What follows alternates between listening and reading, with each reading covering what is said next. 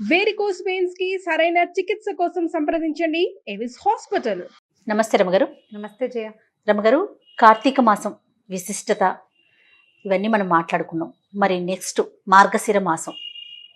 ఈ మాసంలో ఈ మాసం యొక్క ప్రాముఖ్యత, అలాగే ఈ మాసంలో మనము అంటే కార్తీక మాసంలో కార్తీక పురాణం అంతా వింటాం కదా, మార్గశిర మాసంలో ఏం చేయాలి రమగారు? మార్గశీర మాసం అంటే అసలు భగవానుడు చెప్పాడు శ్రీకృష్ణ పరమాత్మ భగవద్గీతలో, మాసాన మార్గశీర్షోహం అని. నేను మాసాలలో మార్గశీర్ష మాసం అంటే పరమోత్తమమైన మాసం మార్గశీర్షం అంటారు. అయితే మార్గశీర్షంలో తొలి రోజుల్లో కాకుండా సంక్రమణం అయ్యాక సూర్యుడు రవి సంక్రాంతి ఎప్పుడు వస్తుంది? రవి సంక్రమణం ధనుస్ సంక్రమణం అంటాం. దాన్ని మనం నెలగంటు పెట్టడం, నెల పట్టు పట్టడం ధనుర్మాసం. ఆ ధనుర్మాసం రావడానికి 15-16 తారీఖులు అట్లా వస్తుంది. 12, 13, 14, 15 ఆ తారీఖుల్లో. అయితే మనకి ధనుసు మొదలైపోతుంది. ఈ మార్గశిరం మాత్రం 5-6 తారీఖులకే వచ్చేస్తుంది. అంటే పాడ్యమి మొదలయ్యాక ఒక 5-6 రోజులు 7-8 రోజులు గడిచాకే సంక్రమణం సిద్ధిస్తుంది.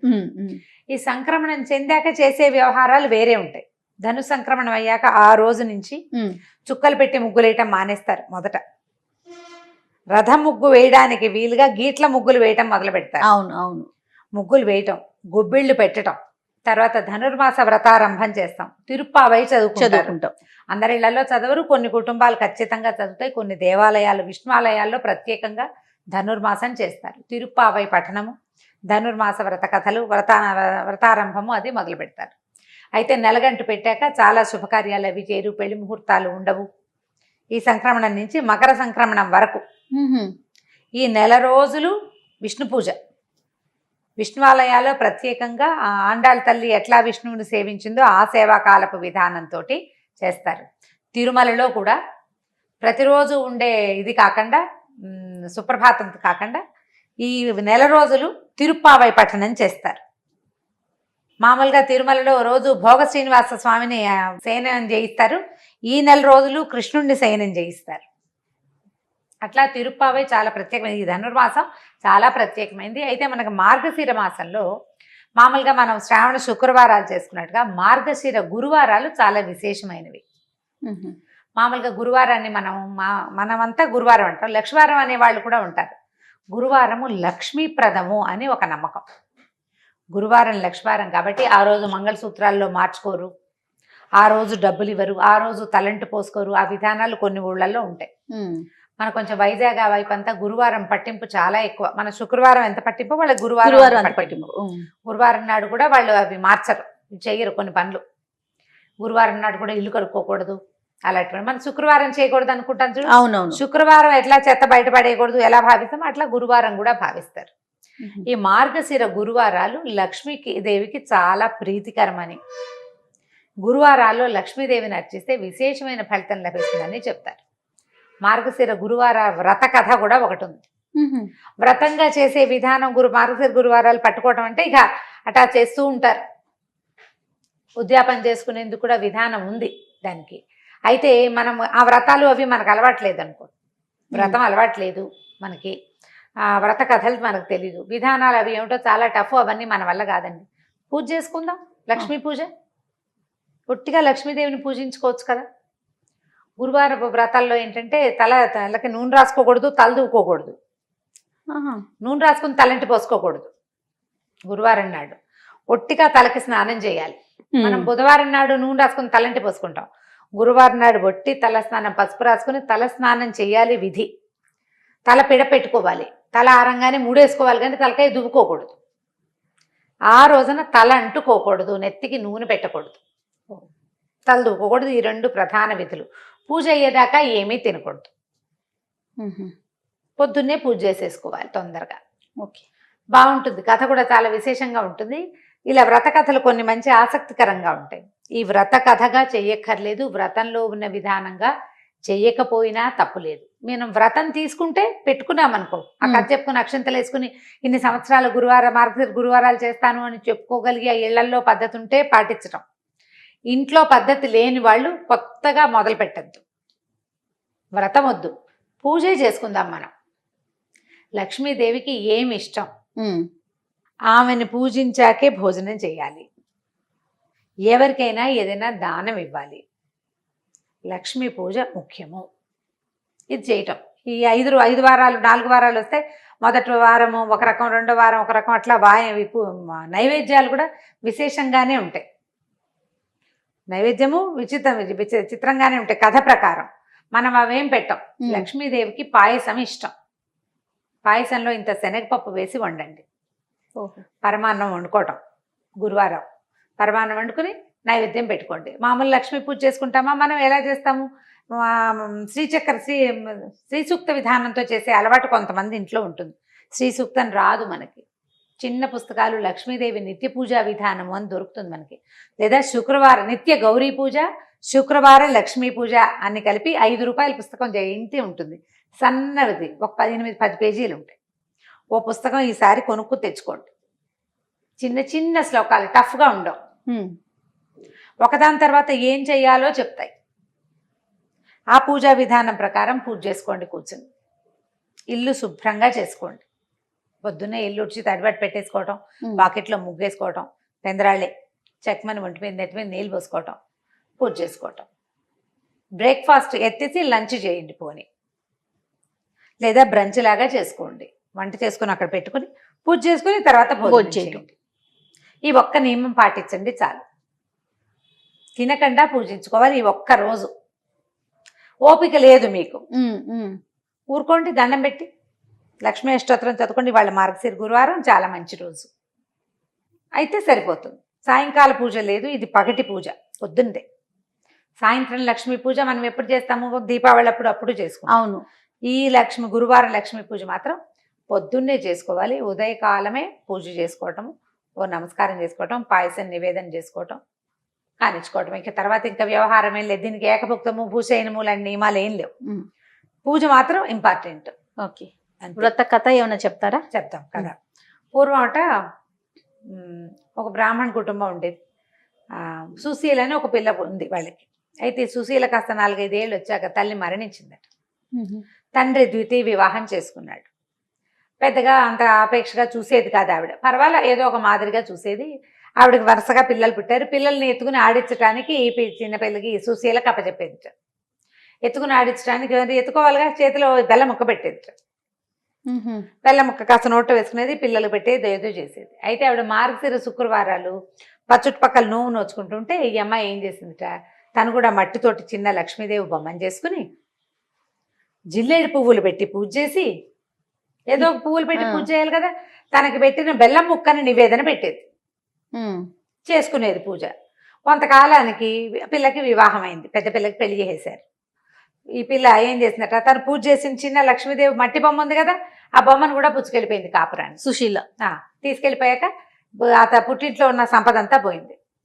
వాళ్ళు చాలా దరిద్రులు, దౌర్భాగ్యులు అయిపోయారు. ఏమీ లేదు. ఎంతో బాధపడేవాళ్ళు. ఎందుకు మన పరిస్థితి ఇట్లా అయిందని చాలా చింతించేవాళ్ళు తల్లి తండ్రి కూడా. సరే, అక్కడ అత్తారింటికి వెళ్ళింది. చక్కగా అక్కడ ఘనంగా మార్గశిర గురువారాలు పూజ చేసుకోవడం వచ్చింది. అక్కడ వాళ్ళు డబ్బులు ఉన్న చోట ఇచ్చారు. ఈ అమ్మాయి వెళ్ళాక వాళ్ళకి విపరీతంగా సంపద వృద్ధి అయిపోయింది. పొలం పుట్ర, గొడ్డు గోద, ఇల్లు వాకిలి, అబ్బో ఎన్నో ధనధాన్య సమృద్ధిగా ఉన్నారు. చక్కగా పూజ చేసుకునేది. ఇంకా సంపద ఇతోధికంగా వృద్ధి అవుతూ ఉంది. అయితే ఏమైందట, తల్లి తమ్ముడిని ఇచ్చి పంపించింది. మన పరిస్థితి ఏం బాగుండలేదు, అక్కయ్యని ఏదైనా సహాయం చేయమని. ఈవిడేం చేసింది, చూసి అయ్యో పాపం మన నాన్న పరిస్థితి బాగుండలేదని ఒక కర్రని, పొడుగ్గాటి కర్రని తొలిపించి అందులో వాసాన్ని తొలిచేసి అది నిండా బంగారు వరహాలు పోసి తమ్ముడు చేతులు పెట్టింది. తీసుకెళ్ళి నాన్నకి ఇవ్వరా అని. వీడేం చేశాడు, ఎక్కడికో వెళ్తూ ఆ కర్రని ఎక్కడో పెట్టాడు, మర్చిపోయాడు. అక్క ఏమి ఇచ్చిందంటే కర్ర ఇచ్చింది, ఎక్కడో వదిలేశాను అన్నాడు. ఏం చేస్తారు, వాళ్ళ పరిస్థితి బాగుండలే. మళ్ళీ కొన్నాళ్ళకి మళ్ళా పంపించారు. కర్ర ఏం చేసావురంటే ఎక్కడో వదిలిపెట్టానక్క అన్నాడు. సరే, ఈవిడేం చేసింది, చెప్పుల చేత కుట్టించింది నాన్న కోసం. చెప్పుల్లో లోపల వరహాలు పెట్టి కుట్టించింది. వీడు ఆ చెప్పుల చేత గుడ్డలో చుట్టి నాన్నకి చెప్పులు అని చెప్పిస్తే ఆ చెప్పుల చేత ఎక్కడో పెట్టి దేనికో చెరులోకి మంచినీళ్ళకి దిగాడు, ఎవరో పట్టుకుపోయారు. అయ్యో. మళ్ళీ 3ఓసారి వచ్చాడు. తల్లి బాధపడింది, అయ్యో ఏమిటి మన దరిద్రం తీరట్లేదు, వెళ్ళేదో సహాయం చేస్తోంది, ఏదో మొదలు పెడుతోంది, అదేమిటో అవటం లేదు. అందుకని 3ఓసారి పంపిస్తే ఆవిడేం చేసింది, గుమ్మడికాయని పైన డిప్ప తొలిచి దాని నిండా వరహాలు పోసి గుమ్మడికాయని మూత పెట్టేసి ఇచ్చింది. ఇంటికి పట్టుకెళ్ళి అమ్మ చేతికి ఇవ్వు, నేను ఇచ్చానని చెప్పాను. ఆ గుమ్మడికాయని చెరువు గట్టు మీద పెట్టి సంధ్యావందనాన్ని దిగట్ట తమ్ముడు. ఎవరో గుమ్మడి పండు బాగుందని పట్టుకుపోయారు. ఇంటికి వెళ్ళి చెప్పాడు గుమ్మడి పండు ఇచ్చింది అని. ఏదో పెట్టించి ఉంటుందని ఊహించింది తల్లి. ఏమిటో అవటం లేదు, నీకు ఇట్లా కాదురా, నువ్వు నాన్న అందరు ఉండండి, నువ్వు నాన్న ఇక్కడ ఉండండి, నేను చిన్నపిల్లల్ని తీసుకుని వెళ్తానని అక్కయ్య దగ్గరికి వెళ్ళి, కూతురు దగ్గరికి వెళ్ళి, ఏమిటి అమ్మ నువ్వు సహాయం చేసావు కానీ ఏమి అవటం లేదమ్మా, ఇటా ఉందమ్మా అటా ఉందమ్మా అంటే బాగా ఆలోచించుకుని, అమ్మ మార్గశిర మాసం వచ్చింది, గురువారం నువ్వులు నోచుకుందాం, మరి నువ్వు నా దగ్గరే ఉండు, ఏమి తినబోకమ్మా అని చెప్పింది. సరేలే, చిన్నపిల్ల అంటే నేను ఎందుకు తింటాను అంది. అన్నది పిల్లలకి చద్దనాలు పెడుతూ ఆవిడ పిల్లలకి తన పిల్లలకి కూడా ఓ ముద్ద నోట్లో వేసుకుంది. ఉప్పు సరిపోయిందో లేదో పెరుగన్నంలో నోట్లో వేసేసుకుంది. అయ్యో ముద్ద నోట్లో వేసుకున్నానంటే ఇంక నోవు పనికిరాదుగా, కూతురు ఒకతే నోవు నోచుకుంది. రెండో వారం అమ్మ ఏమి తినకమ్మా అంటే సరేలే అంది. కానీ పిల్లలకి తలగాయలకి నూనె రాసు, తను కూడా నెత్తికి నూనె రాసేసుకుంది. చేతిలో పోసుకుంది, నూనె ఎక్కువైందని నెత్తికి రాసుకుంది. అట్లా చేస్తారు చూడు, కొబ్బరి నూనె పోసుకుంటారు, పిల్లలు తలకు రాస్తుంటే నూనె ఎక్కువైపోయింది అనుకో తలకు పట్టిస్తారు. అసలు చాలా బ్యాడ్ ప్రాక్టీస్, అది చేయకూడదు అంటారు పెద్దవాళ్ళు. తలకి నెత్తికి నూనె రాసుకుంది, అది పనికి రాలేదు. మరి ఇంకేం చేస్తారు? సరే ఇంకో రెండో వారము పోయింది. మూడో వారం కూడా ఏం చేసింది ఈవిడ, పిల్లలకి ఏవో అవి ఇవి పెడుతుంటే మరమరాలు కింద పడింది, తీసి ఎత్తి నోట్లో వేసుకుంది. చేస్తారు కదా సహజంగా. మూడో వారం కూడా పోయింది. ఇక నాలుగో వారం ఏం చేసింది కూతురు, అమ్మ ఇట్లా కాదు ఉండని ఒక గొయ్యి తీసి గోతులో కూర్చోబెట్టింది అమ్మని. గోతు మీద ఒక చిన్న డబ్బా మూత పెట్టింది. నువ్వు ఇక్కడే కూర్చో, నా పని అయ్యేదాకా, పని అయిపోయాక నేను నిన్ను బయటికి తీస్తే వ్రతం చేసుకుందామని. ఆ పిల్లలు ఏం చేశారు, అరటిపళ్ళు తిని తొక్కలు పడేశారు, దాని మీద పడేశారు కదా, తొక్క ఒకటి గోతులోకి పడింది. ఈవిడేం చేసింది, అరటిపండుని అట్లా ఇట్లా చేసి, అలా అరటిపండు లోపల ఒక గుజ్జుగా ఉంటుంది కదా తెల్లగా పండుకి, ఆ తెల్లదాన్ని తీసి నోట్లో వేసుకుంది. ఇంత తోచక పోయింది. నాలుగో వారం కూడా తల్లి కూతురు అనుకుంది, ఏమిటి ఏం చేసినా వీళ్ళ ఇది కావట్లేదని ఏం చేసింది. ఐదో వారం నువ్వు నా వెనకాలే తిరిగని తల్లి చేతికి కొంగు, తన కొంగు కట్టుకుని తను ఎటు తిరిగితే అటు తల్లిని తన వెనకాలే తిప్పుకుని ఏమీ పని చేయనివ్వకుండా చేసి మొత్తానికి పూజ మాత్రం పూర్తి చేసింది. ఐదో వారం పూజ చేసింది. వాయనం ఇవ్వడానికి లక్ష్మీదేవిని పిలిచింది. అదే అమ్మవారు వచ్చి కూర్చుంటుంది వాళ్ళ ఇంట్లో, ప్రతిమ ఉంది కదా మట్టి ప్రతిమ, ఆవిడ నేను పుచ్చుకోనని పక్కకు తొలగి వెళ్ళిపోతే ఏడ్చింత సుశీల. ఇంత కష్టపడ్డాను, మా అమ్మ నా పుట్టిల్లు వైభవంగా ఉండాలని, ఎందుకమ్మా నువ్వు ఎందుకు వాయనం తీసుకో అంటే, చిన్నప్పుడు నువ్వు నోచుకుంటుండగా మీ అమ్మ నేను చీపురుతో కొట్టింది సవితల్లి, అప్పుడు నాకు చాలా కోపం వచ్చింది, ఆ కోపం ఎలా తీరాలి నాకు, అందుకని నేను తీసుకోను వాయనం అనేసరికల్ ఇవిడ లబలబలాడి బతిమలాడింది. మా అమ్మ నా తల్లిని క్షమించు, ఆవిడకి బుద్ధి వచ్చింది, ఇప్పుడు చూడు ఎంత బాగా ఉంటుందో నాతోటి, వాళ్ళ తెలీదు, మాత్సర్యం ఉంటుంది మనుషుల్లో, తెలియక చేసిన పని కదా, ఈ మత్సరం రేపు నాటికి నన్ను ఇబ్బంది పెడుతుంది అనే ఇంగితం లేక ప్రవర్తించింది, మా అమ్మని క్షమించు, నువ్వు నాకు సహాయం చేయి, నా పుట్టిల్లు కూడా బాగుపడేలాగా చేయవా అని బతిమలాడితే, సరే మళ్ళీ నోవు నోయించమని. అప్పుడు మళ్ళా వచ్చిన గురువారంలో నోవు నోయించింది తల్లితోటి. ఆ తర్వాత ధనధాన్య వృద్ధి జరిగింది. ఈ కథ చెప్పుకుని అక్షింతలు వేసుకోవాలి. ఆ రోజు పూజ అయ్యేదాకా తల దువ్వకూడదు, నూనె రాసుకోకూడదు, ఆ నియమాన్ని పెట్టుకోవాలి. ఏమీ తినకూడదు. ఎవరికైనా ఈ కథ చెప్పాలి. ఈ కథని ఎవరికైనా చెప్పాలి, అది నియమం. కథ చెప్పించుకోవాలన్నమాట. కథ చెప్తాను వింటావా అని చెప్తుంటారు. నా ఫ్రెండ్ పావని ఉంది కదా, రమా కథ చెప్తాను వింటావా అంటుంది, ఫోన్లో చెప్తుంది అనమాట కథ. ఎవరికైనా చెప్పాలి, చెప్తే మంచి ఫలితం లభిస్తుంది. ఈ కథను చెప్పుకొని అక్షింతలు వేసుకోవటం. ఇప్పుడు మనం ఈ కథా విధానము, వ్రత విధానము, ఇంకా అవి ఉన్నాయి ఇందులో పద్ధతులు, నేను కొంచెం బ్రీఫ్గానే చెప్పాను. ఇళ్లలో ఉన్న వాళ్ళు చేసుకుంటారు. స్త్రీల వ్రత కథలని పుస్తకాలు ఉండి వ్రత కథలు ఫాలో అయ్యి వ్రతాలు చేసుకునే వాళ్ళు ఉంటారు, ఆ కథలు ఫాలో అయ్యే వాళ్ళు అవుతారు. మీ ఇంట్లో లేకపోతే దీన్ని మొదలు పెట్టుకోవద్దు, వద్దు. పూజ చేసుకోండి లక్ష్మికి, అంతే. మార్గశీర్ష మాసం భగవంతుడితోటి సమానమైన మాసం.